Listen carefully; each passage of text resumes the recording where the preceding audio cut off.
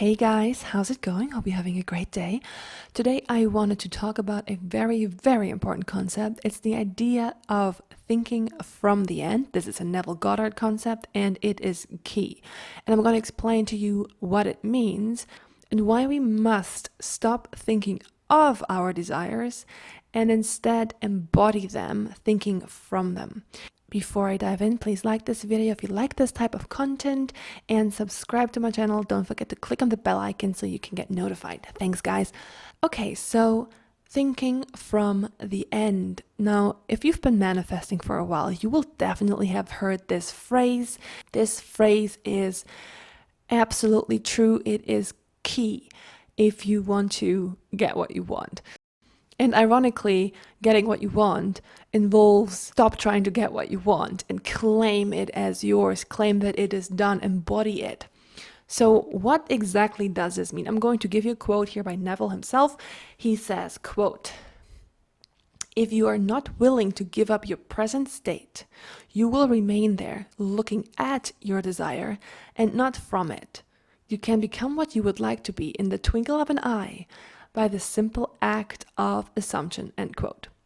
So he illustrates this point by, if you think of a memory, something that happened yesterday, last week, last year, last month, last 10 years ago, whenever, if you think of a memory, you're thinking of it. You're not in that scene. You're not living that scene. You're not that person anymore. So that is thinking of it. You're thinking of something. You're not embodying it. Right? So we can already see here that this type of thinking Neville talks about always involves the observer position. It involves the self-concept. Now, in the case of thinking of something, the observer position that we are taking here is distant. We are removed from what we are looking at, from what we are beholding, from what we are observing. We are not identified with it. Now, when we apply this not to memories, but to a desire. Thinking of the desire means we are thinking, I would love this. This is something that I want, and I need to, and I have to find a way to get it. This is thinking of the desire. Now, thinking from the desire means the observer, your self-concept, you're completely identified with that state. So let's look at this example. Let's say someone is 100K in debt. And they are thinking, I would like to have money. I would like to be financially free. But they are identified in their self-concept during the day as the person that does not have financial freedom. They are identified as the one that is 100K in debt. Now, when you're thinking from the desire, you would identify as, I am wealthy, I am financially free, and you would affirm this until it feels true to you, until this is your self-concept, until this is your natural dwelling place. In addition to that, you would watch your mental diet. You would look out for thoughts that affirm the contrary, right? So every single thought needs to be stated from the point of view of the person who already has the desire. If you likewise, and this is super, super key, we cannot entertain daydreams of the desire. Because what does it do? That puts us in the place of the one that does not currently have what we desire. We need to be disciplined. As soon as a daydream pops up, immediately shut it down, because that is thinking of it, not from it. We should transform this daydream into a feeling of, this is already so. This has already occurred. This is already my reality. Now, why should we do this? Why should we think from the desire? Now, your subconscious is the thing that produces your reality. When you impress the subconscious, which is 24/7, it will outpicture what it has been impressed with. You can think of it as you are a projector and you have a movie running inside the projector, and the projector projects the film. So if you wanted to change the content of the movie, if you wanted to see a different movie, you would need to change the film that's running inside the projector. So if you're currently experiencing a reality that you do not like, do not want, that you don't prefer, then it is time to change the script that's running inside the projector. Meaning we should start thinking from the desire, from having it. You want to create a new dwelling place in your mind that you return to over and over and over again. And that must be the point where you already have your desire. You must shut down any thoughts of how this should happen, how this could happen.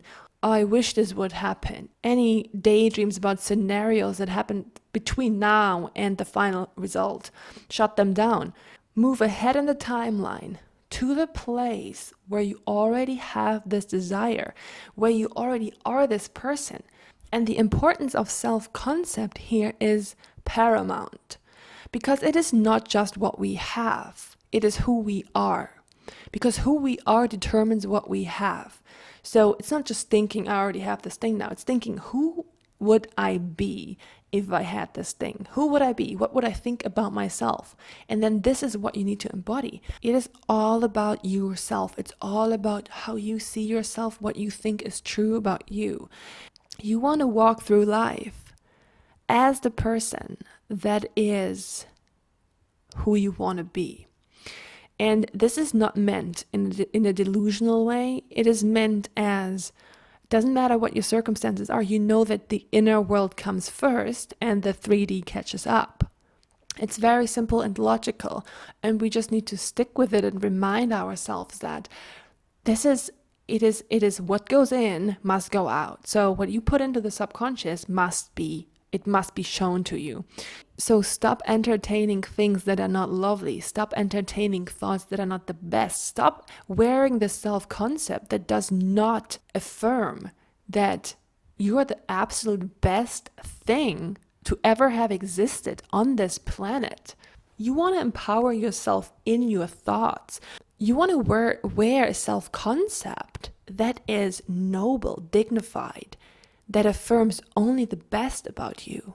Because you have the free will to decide that. You can decide who you are. You don't need evidence to tell you who you are. You decide who you are, period.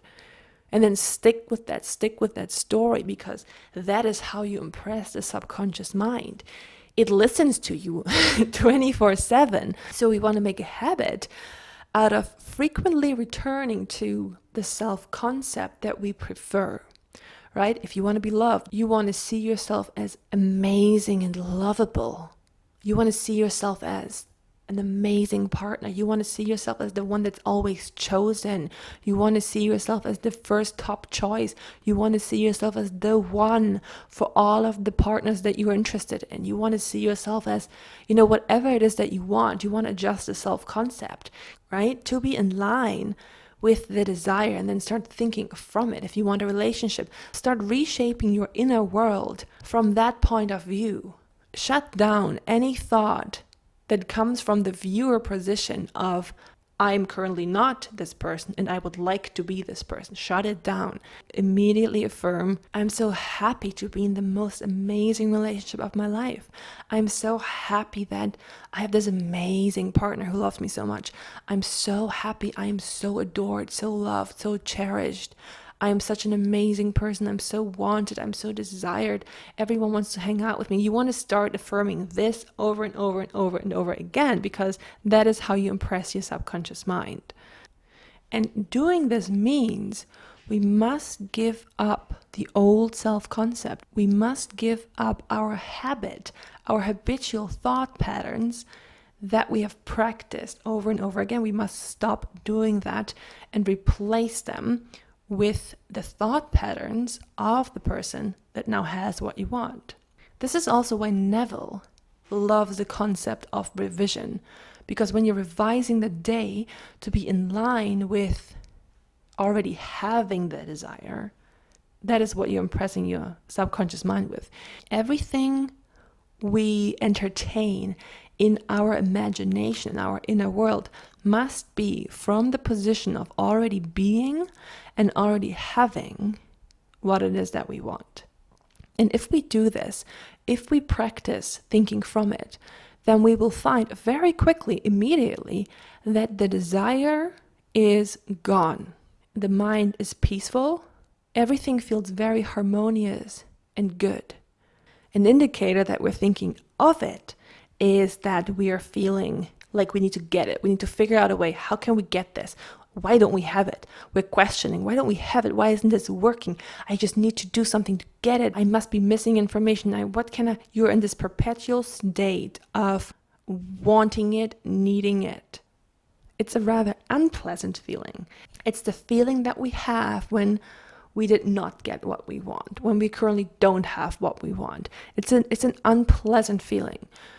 And the quickest way to shift this is to simply start thinking from it, and this feeling will go away immediately.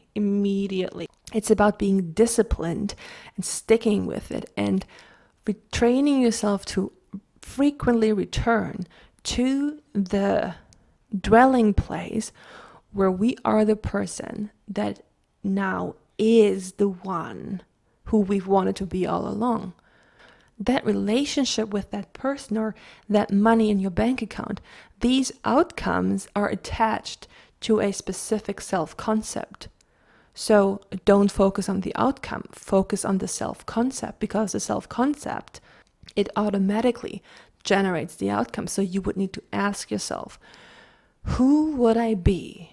And this is not a logical thing. Just go in your mind into the future where you are in this relationship. Who would I be if I now was in this relationship? What would I think and feel about myself, about my partner, about relationships, about the world?